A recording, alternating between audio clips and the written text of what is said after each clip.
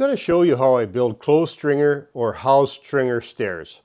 So we're talking the same language. I'm referring to stair stringers that are routed to accept the risers and treads and then assembled with wedges and glue. What is different about my stairs is that I incorporate the use of pocket screws and rabbet joints so that the finished staircase is very solid and durable. I use plywood components that are less susceptible to expansion and warpage.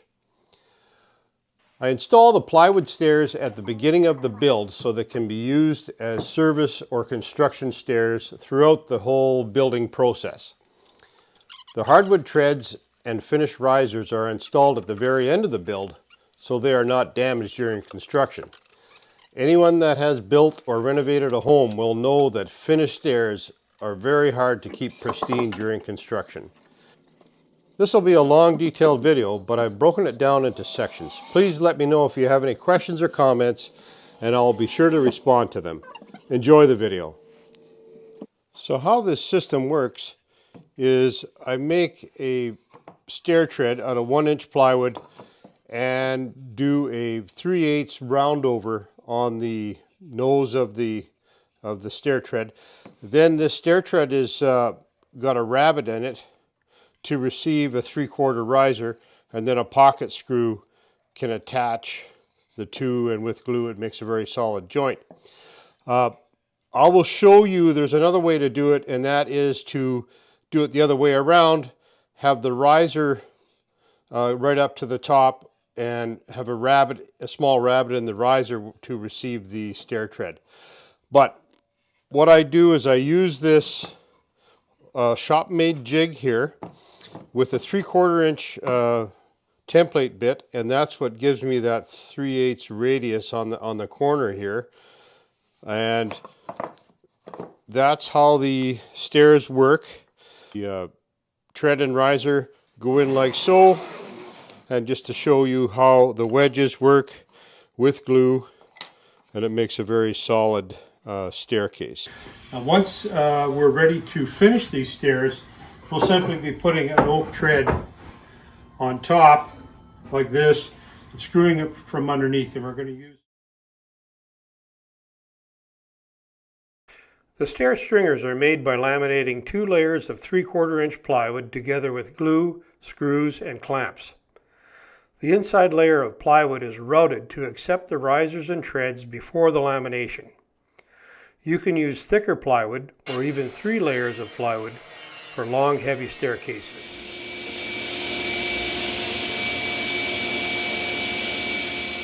The first step is to cut stringer material from shop grade 3/4 plywood. You'll notice I'm adjusting the fence, and that is because one side of the stringer will be rebaited to accept 1/2 inch drywall or plywood as a finish on the underside of the stairs.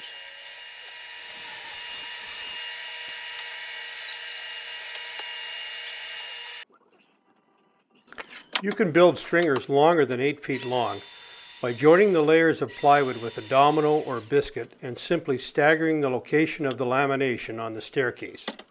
I've built stringers up to 17 feet long using this technique. I would avoid using screws or other metal fasteners on the laminations as they will damage your router bit. These stringers will be painted, so a coat of Zinsser oil-based primer is applied before the stringers are routed. You'll notice some of the stair stringers in this video are primed and some are not. That is because I'm using footage from 2 different stair projects in my video. You'll notice that lines and markings on the primed stringers are much easier to see than lines on unpainted wood. Here I'm marking a reference line about 2 1/4 inches up from the bottom of the stringer. This will be the line I use to mark the rise and run. That reference line allows room for the wedges and rebate to be hidden by the stair stringer. You'll need to lay out your stair components, including wedges, to determine how deep your staircase needs to be. Generally, my stairs are between 10.5 and 11.5 inches deep.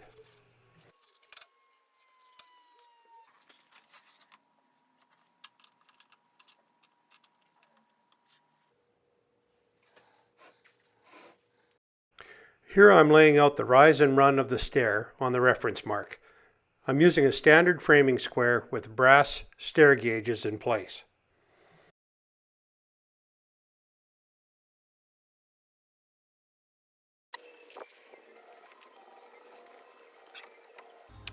The high-vis marker really helps me stay on track when I route the stringers. It's easy to make a mistake when you get into the build, and this little step can save you a ruined stringer. I also route the stringer before I laminate the two pieces of 3/4 plywood together. That way there is less lost time and material if you do make a mistake during the routing process. So when you're making closed stringer stairs, it's really a common mistake to make two stringers exactly the same. And what you end up is two left-hand or two right-hand stringers.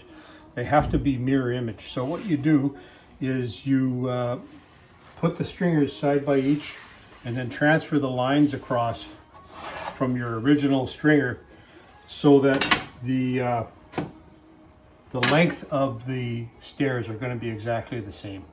Because if you lay out this set of stairs with a square just like you did this one, without pairing them, you can end up having one that's 1/2 inch longer than the other. The way to ensure you're pairing the stringers is to orientate the stringers bottom to bottom. Then transfer the lines where the rise and run intersect from one stringer to the other. Great care should be taken when marking out your stringers. This is really important. The stair template can accommodate any combination of rise and run by placing the top edge of the template along the rise and run. A guide board is then attached to the template once it's aligned properly.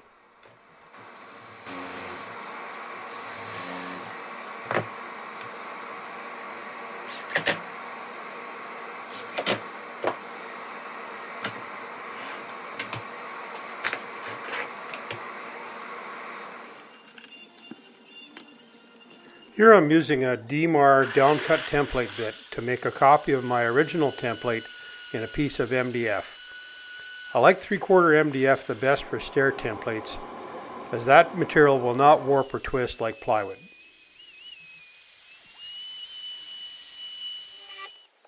Standard drywall screws are used to secure the template onto the stringer. The screws are placed in areas that will not be visible on the finished staircase. Here I'm checking the depth of the rudder cut with the Craig depth gauge. I'm looking for a 1/2 inch depth in order to achieve a certain overall width of the staircase.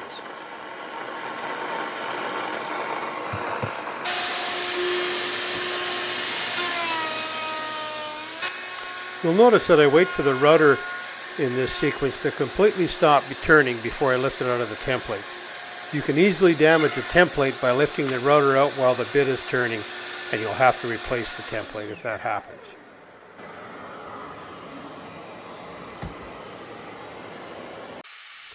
This footage shows how simple it is to undo the drywall screws and move the template to the next position.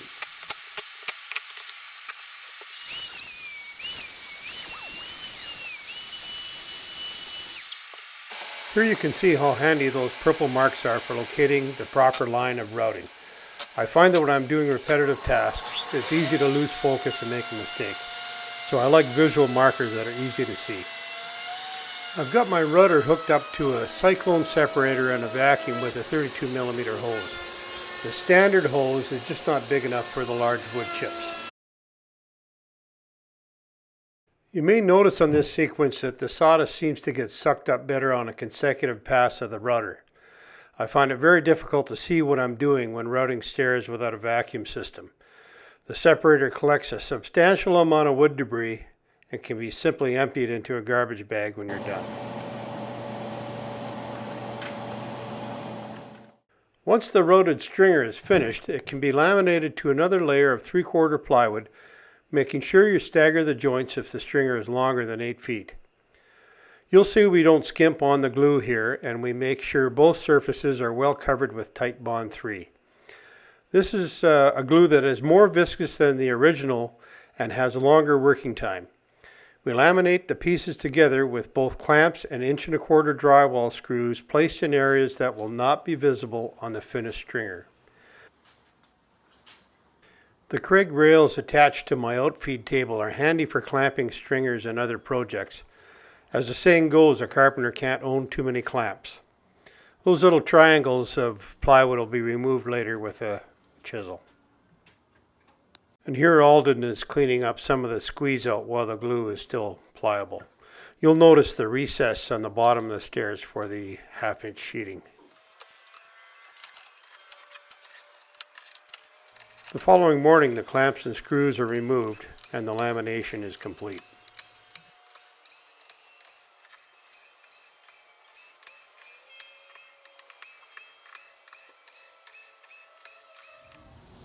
Okay, so another common mistake made when you're building stairs is cutting the bottom riser too long. In our case, the overall rise is 7 1/4. So in effect, this piece of riser will actually be an inch shorter than all the rest. And you'll understand that when you go to build your first set of stairs. We just got to map that out. You've got to make sure your bottom riser is, whatever the thickness of your tread material is, this has to be less that tread material. Hope that makes sense.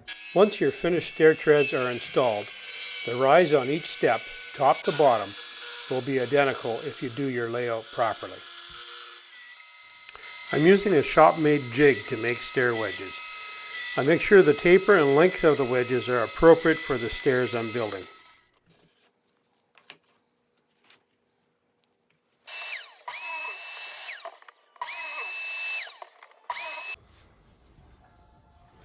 So here we've got a 1-inch tread and a 3/4 riser.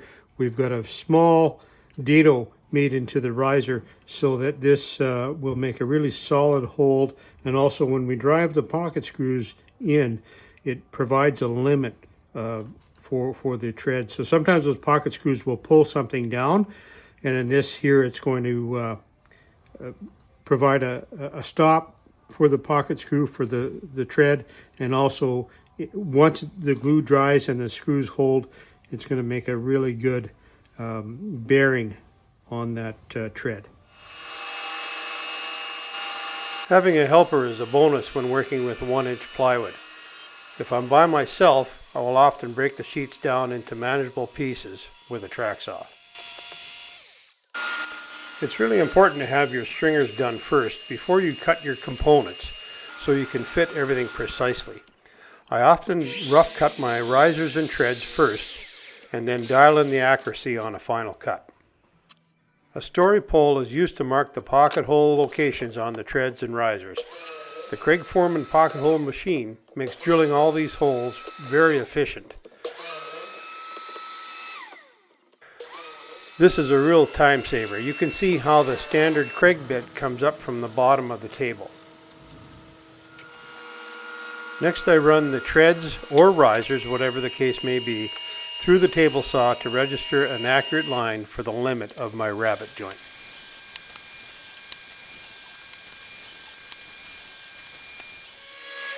Now the front edge of the tread is rounded over with a 3/8 roundover bit.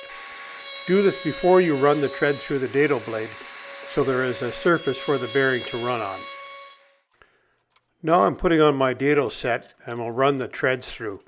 I always cringe at the thought of changing these blades, but it really only takes about 5 minutes when you really count the time.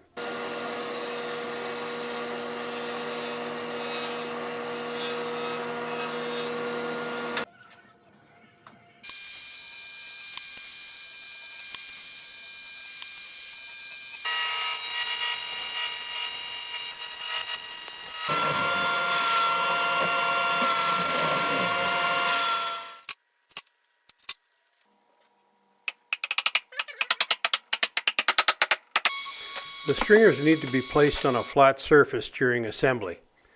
If you use sawhorses, for example, you could create a permanent bow in your stairs if they're not supported for the entire length of the stringer. I start by installing the top and bottom risers and treads, and then ensure the staircase is square before continuing.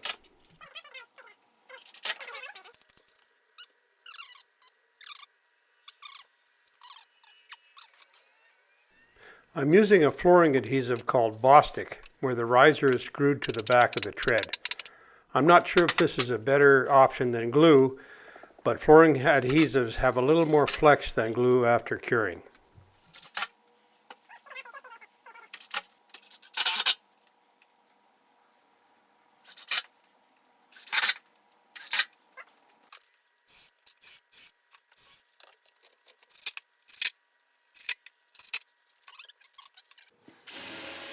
A pilot hole is drilled into the back of the tread before the 2-inch pocket screw is driven in to avoid separating the plywood veneer.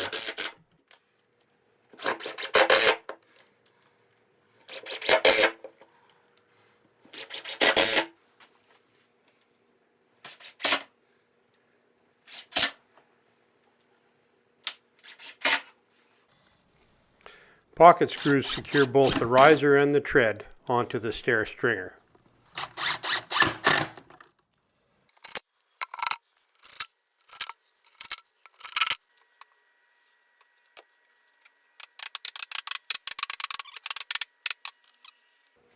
The wedges, made from aspen, are driven in tight with a piece of wood after being coated with glue on 3 sides. The glue helps lubricate the wedge and allow for deep seating. You'll notice we don't spare the glue on assembly. I want all the parts to be solidly glued. Basically, you'll be wiping excess glue throughout the build. And by the way, this assembly can also be done on site from underneath the stairs. I've done this on numerous occasions, especially on stairs longer than 8 feet.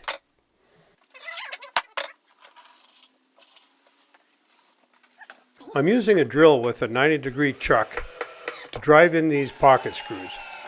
Because of how the riser and tread seat together on the rabbet joint, the pocket holes need to be on the face of the staircase, but they'll be completely hidden by the finished riser or tread.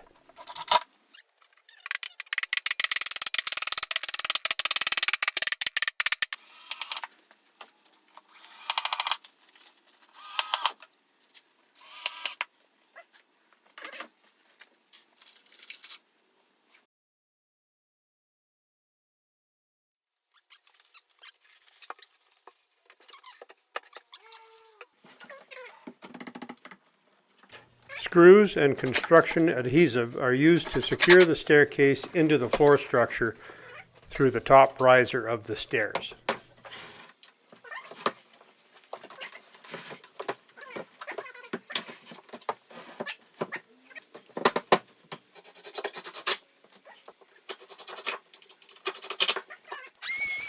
Here I'm trimming the stair stringer flush with the finished floor with a fine multi-tool. The pre-finished hardwood stair treads and painted risers are installed at the end of the build or renovation and also after constructing the railing and baluster system. I use a Collins tread template to accurately mark my treads and then cut them on a 3-degree angle to aid in assembly, so to speak.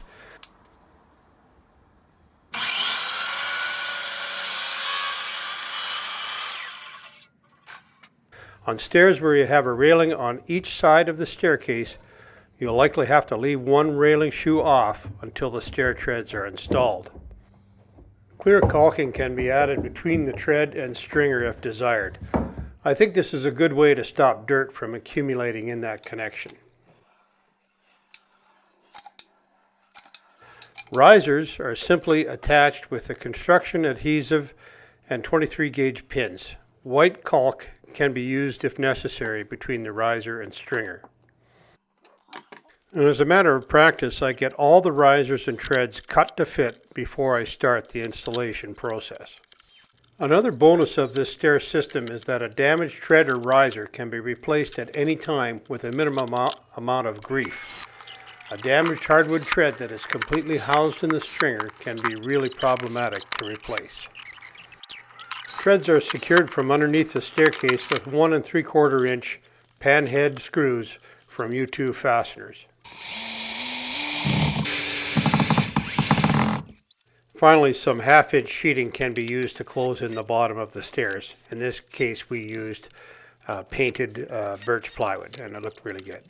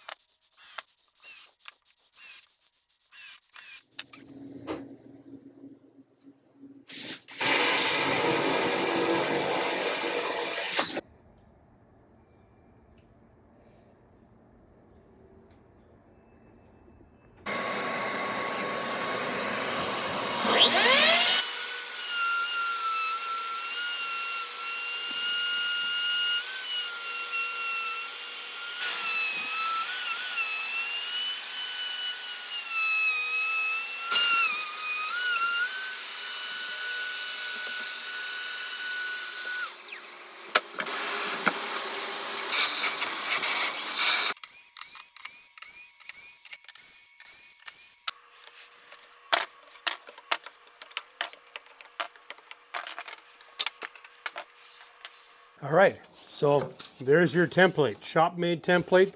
Now what you're going to do is make a copy of this before you start building your stairs with another piece of MDF about 17 by 24 inches and use the copy. Keep the template for in case you damage one of the templates. Thanks for watching. A lot of information here, but I think this is a really beneficial video for anybody that's building stairs. It's a great way to combine service or construction stairs in with the finished product at the end. You're going to save money and you're going to save time, and I think it's just a great way to build stairs. Take care. See you on the next one.